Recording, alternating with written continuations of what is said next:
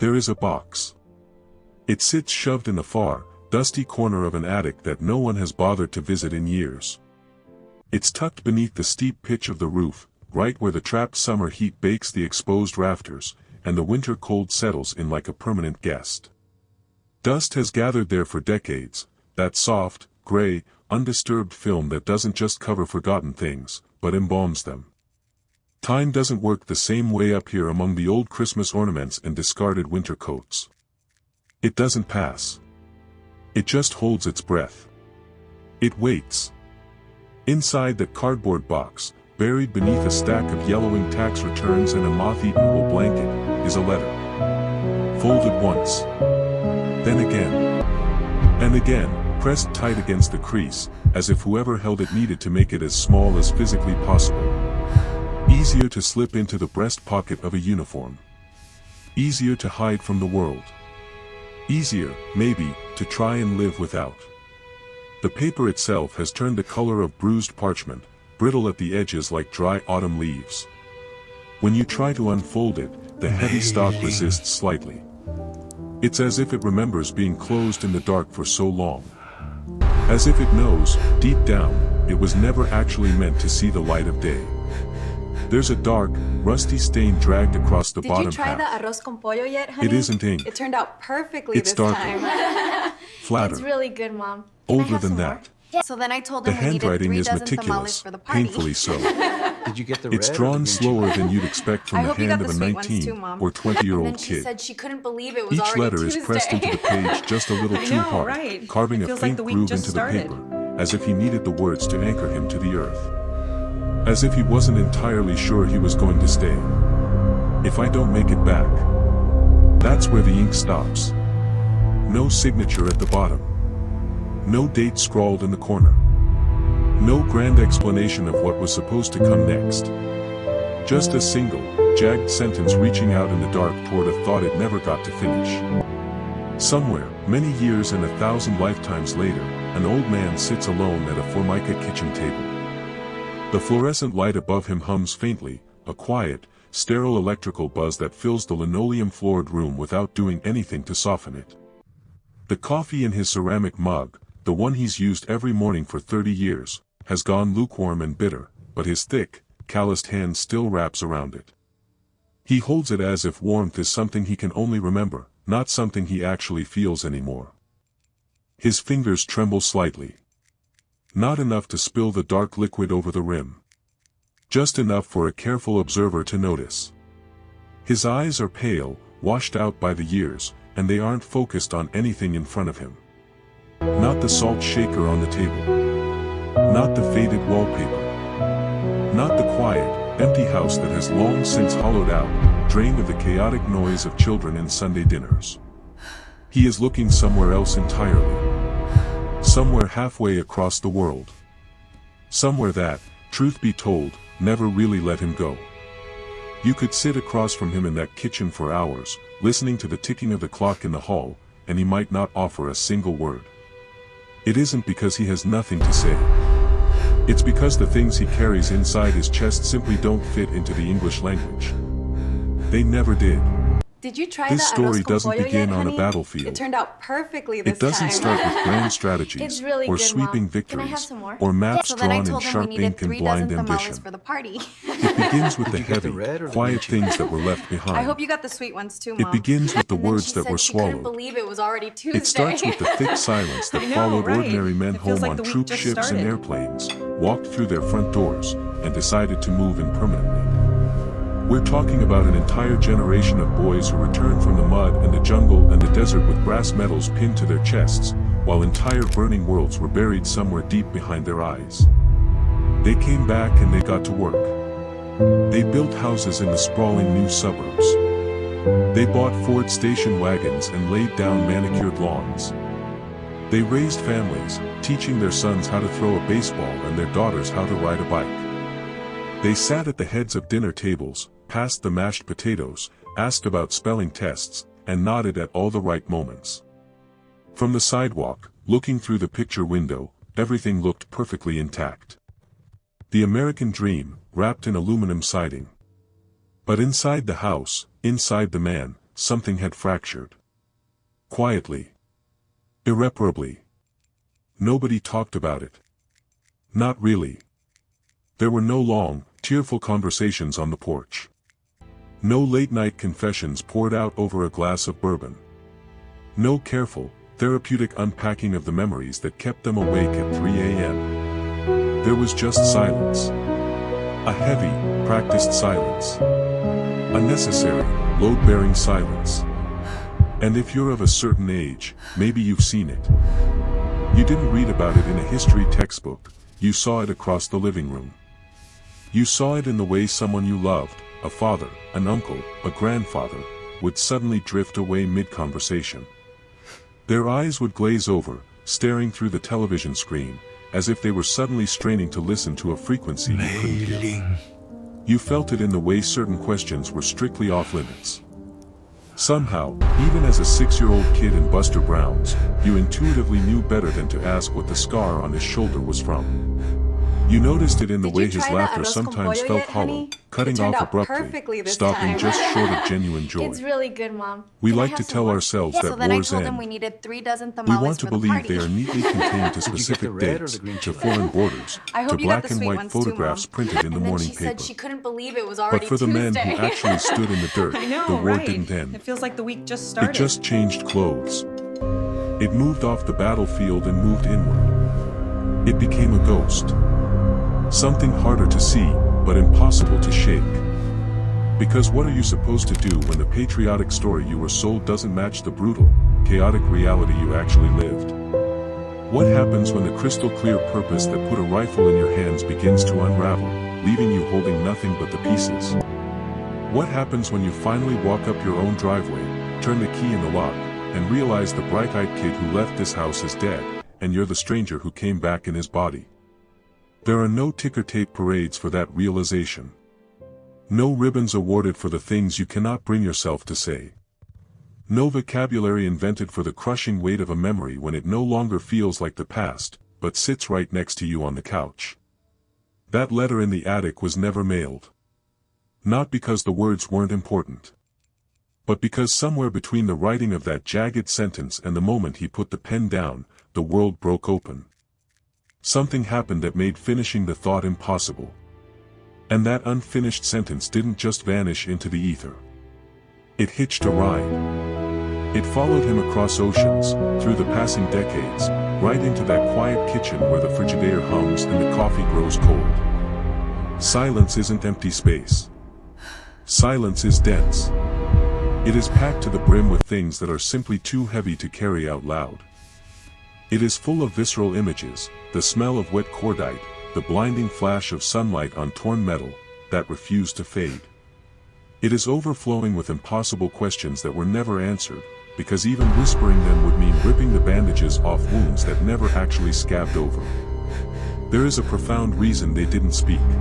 Did you A try reason the they arroz con flinched pollo away yet, from honey? certain It memories turned as out if touching them perfectly would this burn their time. hands. It's A really reason good, their Mom. eyes Can I have sometimes some looked more? ancient, So then I weathered told by him we things a needed 3 human dozen being was tamales never for the designed to party. witness. Did you get the It red wasn't or a the lack green of chicken? courage.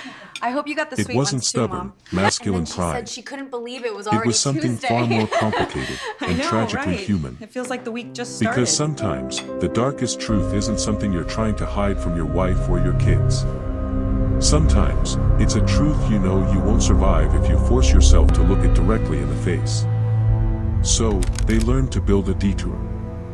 They constructed entire, functional lives around the crater in their souls. They put on the suit and tie. They clocked in at the factory. They kept their hands busy fixing the lawnmower or tinkering under the hood of the Chevy. They kept moving.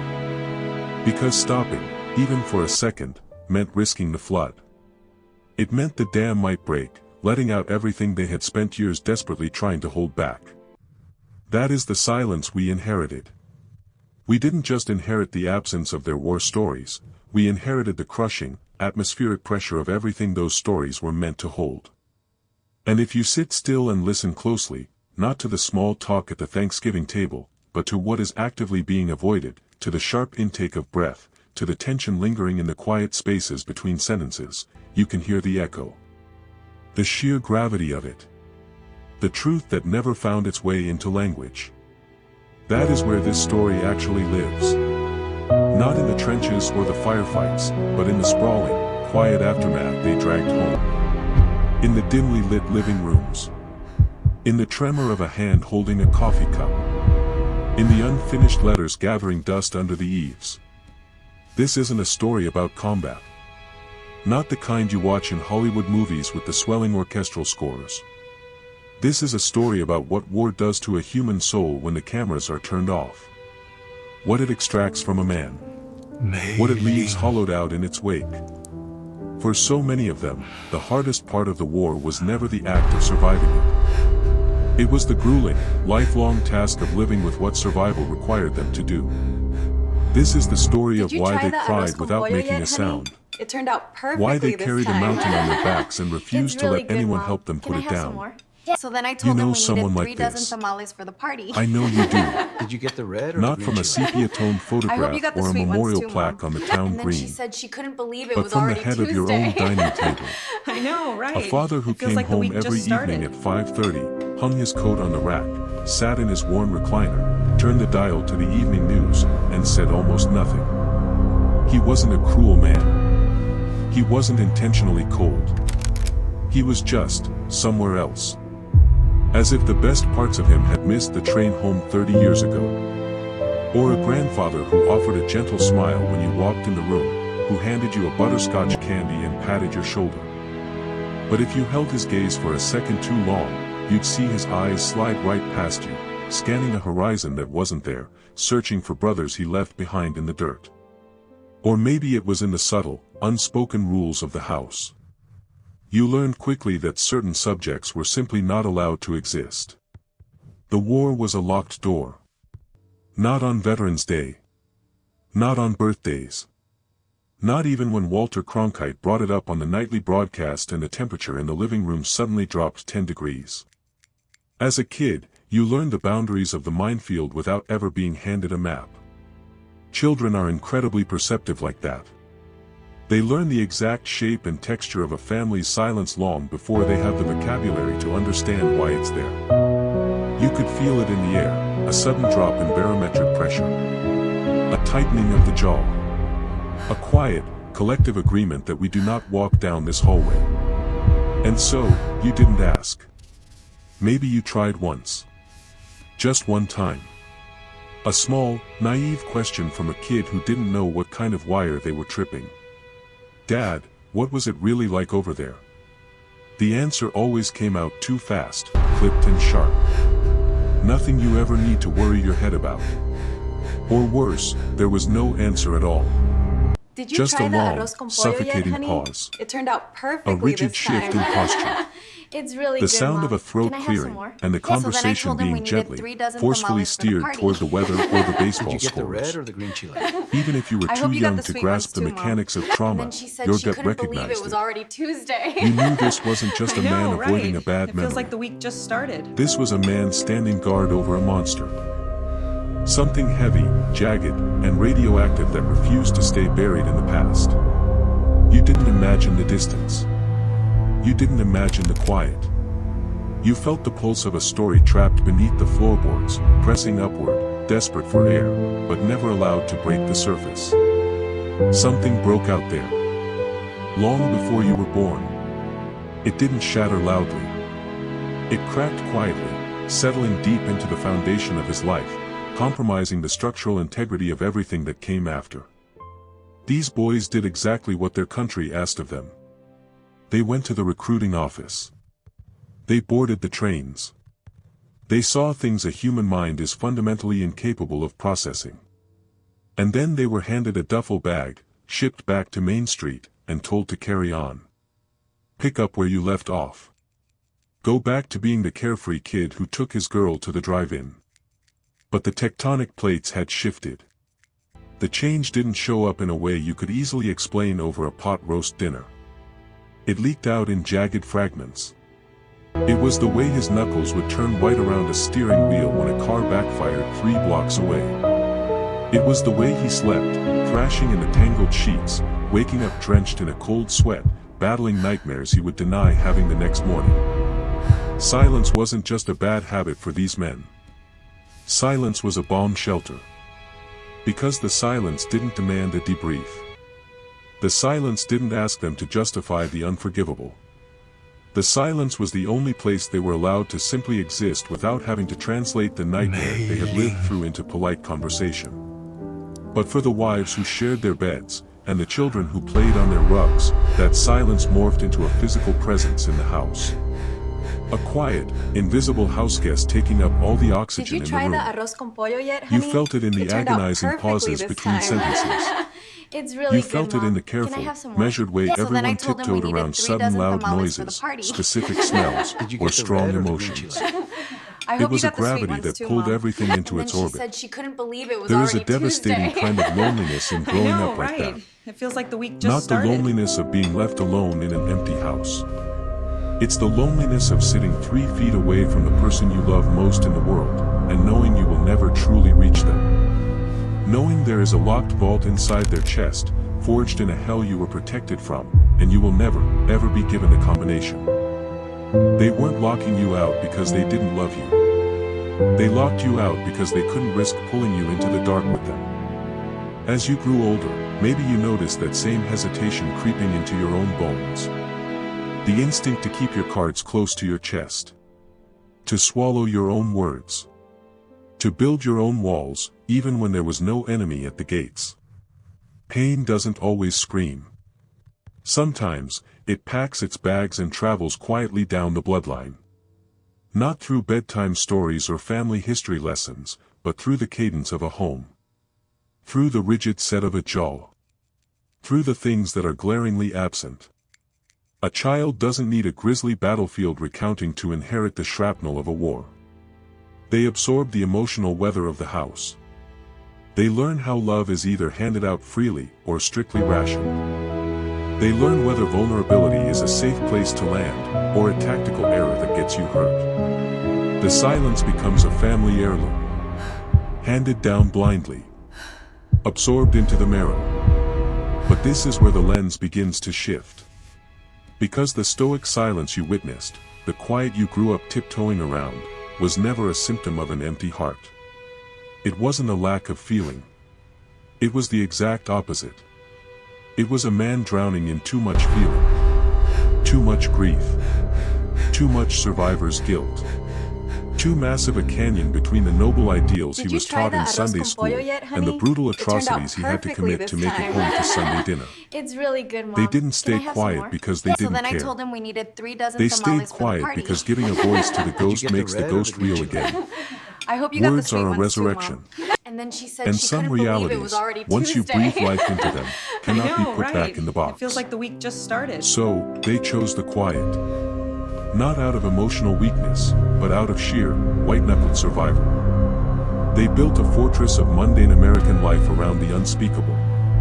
They loved you in the safest ways they knew how, by changing the oil in your car, by paying the mortgage, by keeping the monster securely locked behind their own ribs so you wouldn't have to look at them. Looking back now, through the lens of adulthood, maybe the picture starts to come into focus.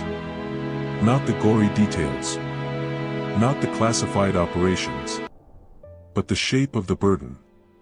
The sheer, crushing weight of it. You finally understand why the man who raised you always seemed to be standing just on the other side of a pane of frosted glass. He was holding up a collapsing roof. He was carrying something that fundamentally did not belong in a suburban living room. And so, it stayed buried inside him. And, through the strange osmosis of family and blood, it found its way inside you. Before the silence, there was an era of pure, unblemished belief. It wasn't blind ignorance, or the kind of cartoonish naivety we like to imagine today. It was a steadfast, grounding certainty. These were young men raised in a country that made logical sense to them. A world where rolling up your sleeves and doing an honest day's work led to a decent life. Where the line between the good guys and the bad guys was drawn in thick, indelible ink. They had big, heavy words for what they believed in. Duty. Honor. The Republic. Words that anchored them to the earth and pointed them due north. When the draft notice arrived in the mail, or the recruitment officer handed them the pen, it didn't feel like stepping off a cliff. It felt like stepping into a destiny that had already been laid out for them.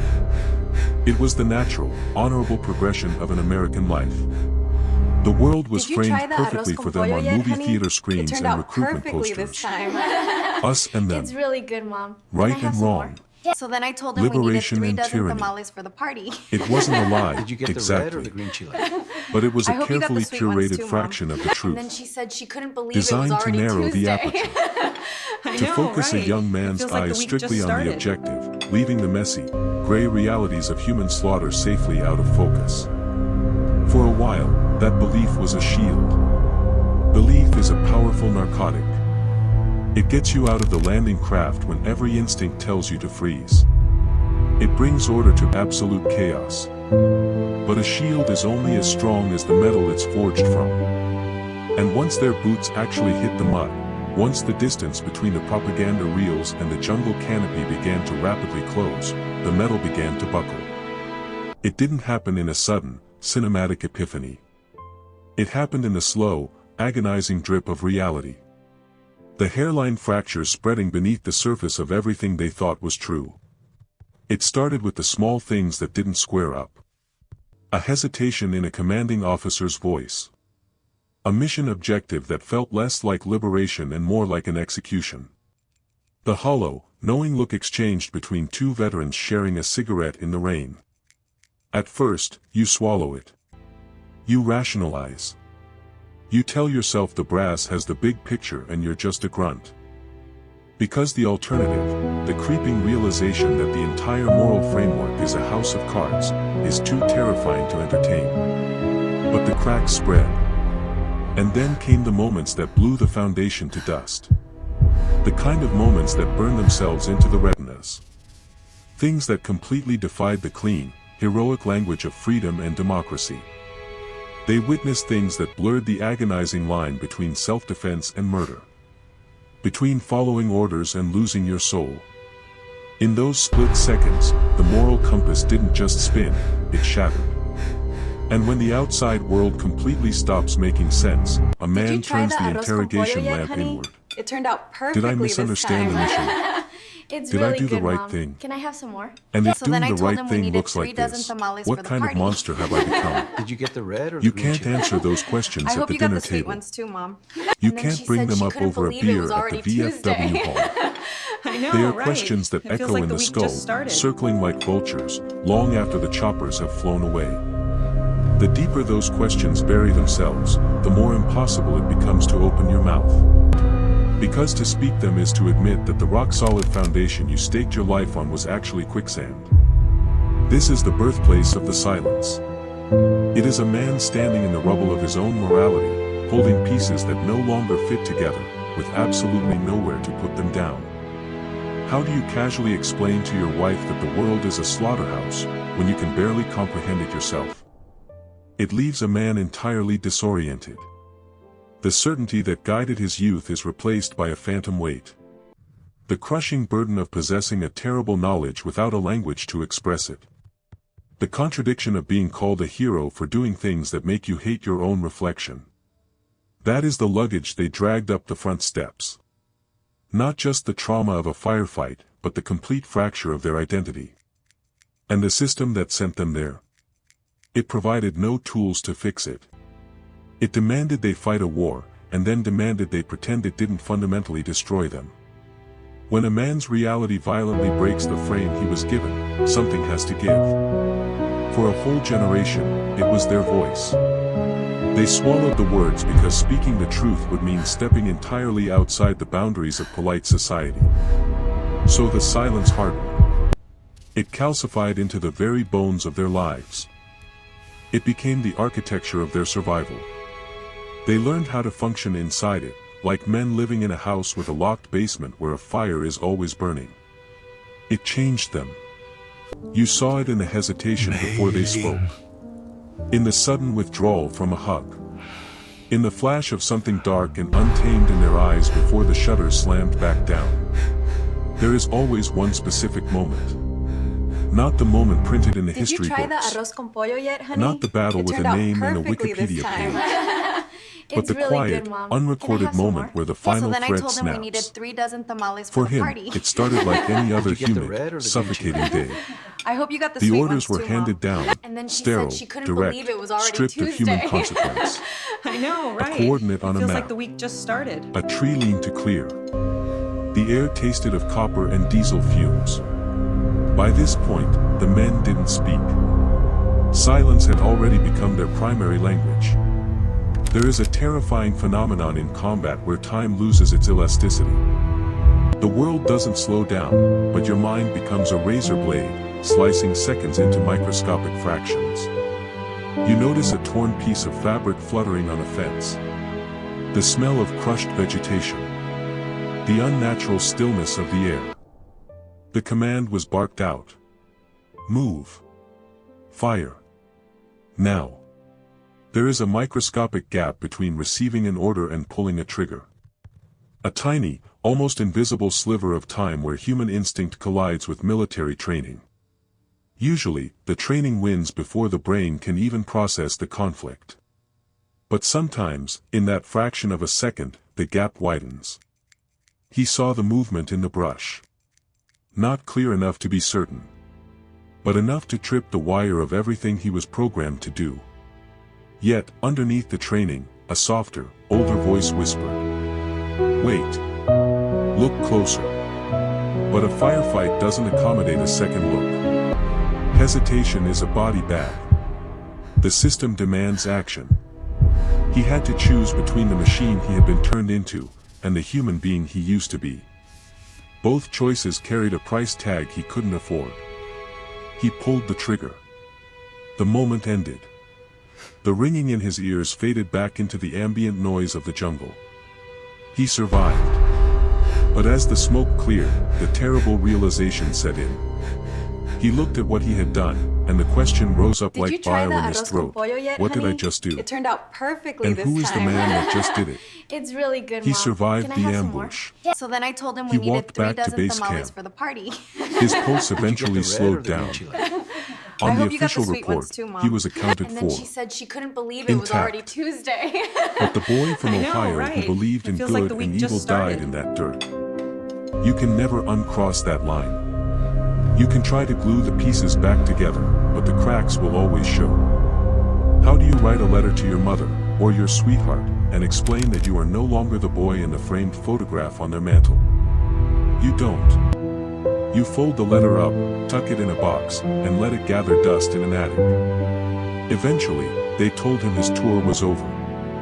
They slapped him on the back, handed him his papers, and told him he was going back to the land of the living. Home. It sounds like such a simple, beautiful concept. A warm bed. A front porch. The smell of coffee brewing. But sitting on the transport plane, staring at the vibrating bulkhead, he felt a sickening detachment. Because returning home implies that the person who left is the one coming back. The brass bands played. The confetti fell.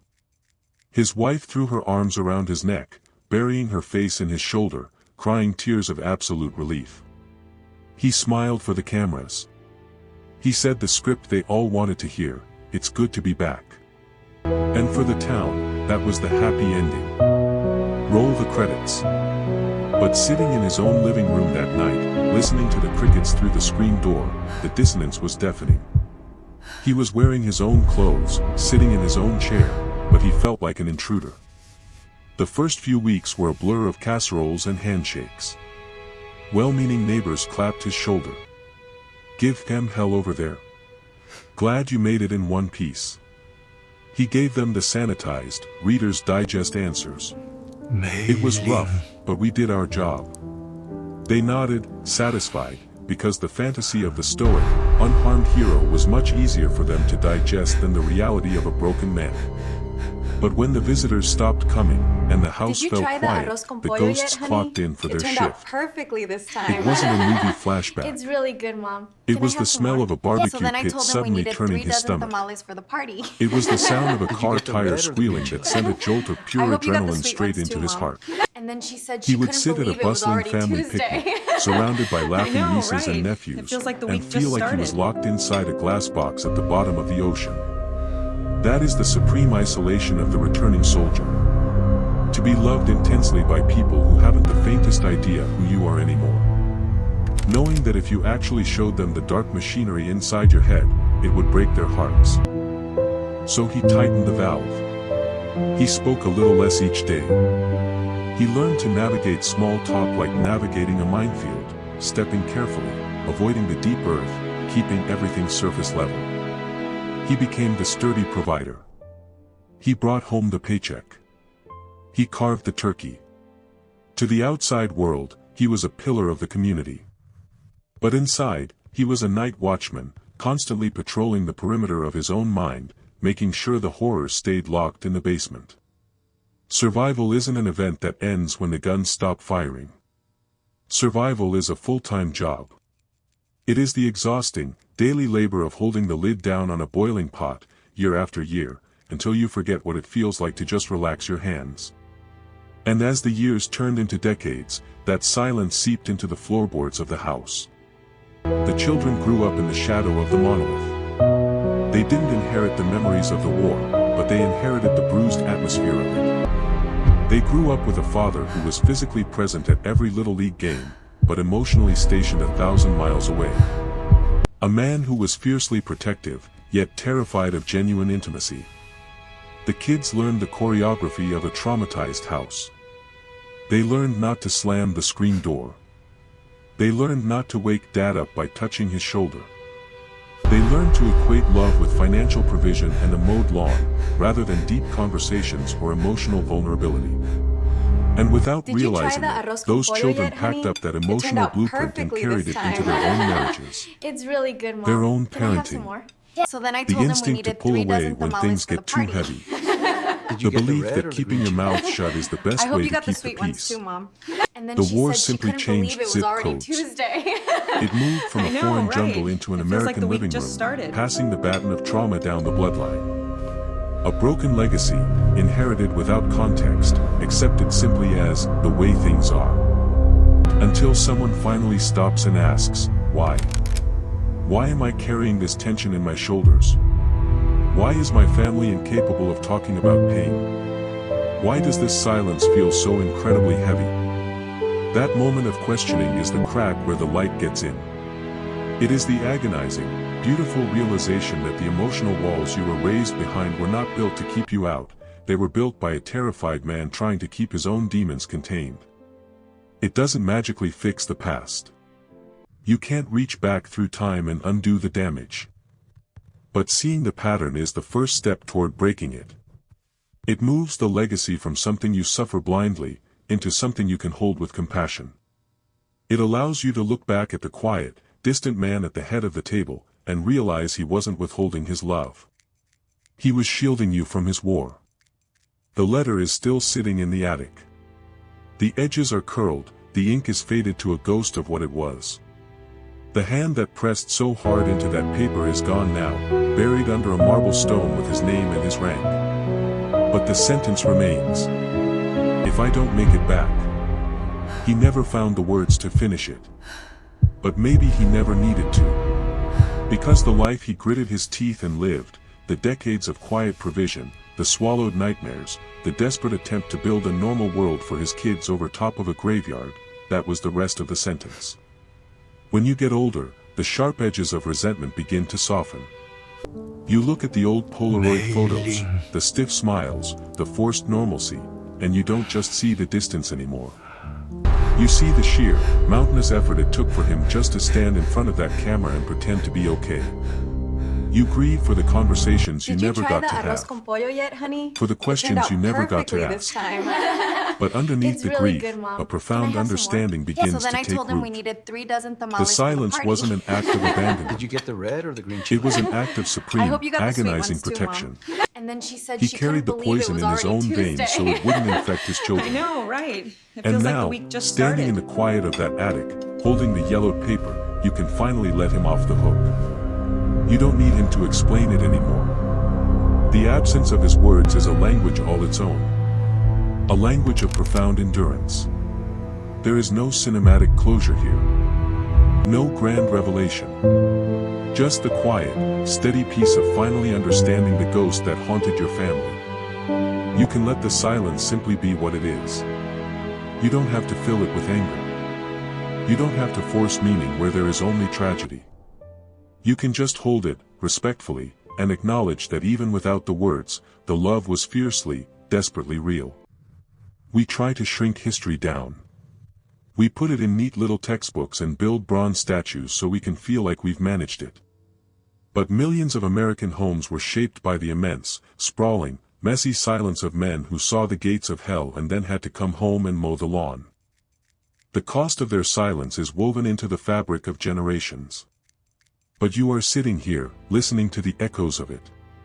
And by simply bearing witness to their pain, by refusing to look away, by acknowledging the terrible weight they carried, you are breaking the spell. You are giving a voice to the boys who couldn't speak. You are letting their silence be heard, not as an empty void, but as a monument to what they endured. We can't change the dirt they marched through. We can't unpull the triggers. But we can stop pretending the war ended when the treaty was signed. We can remember the men who came home, but never fully made it back. And in that remembering, the generational chain finally snaps. The legacy of trauma shifts into a legacy of profound empathy. You are not to blame for the heavy things that were handed to you. Did you But try you are the arroz one who con gets pollo to yet, decide honey? how they are It turned carried out forward. perfectly this time. They cried in the absolute, It's really good, crushing Mom. silence, Can I have so some the more? rest of the Yeah, so world then I could told keep them we spinning. needed 3 dozen tamales The for the least we party. can do, after all Did you get these the red years, or the green is chili? finally hear them. I hope you got the sweet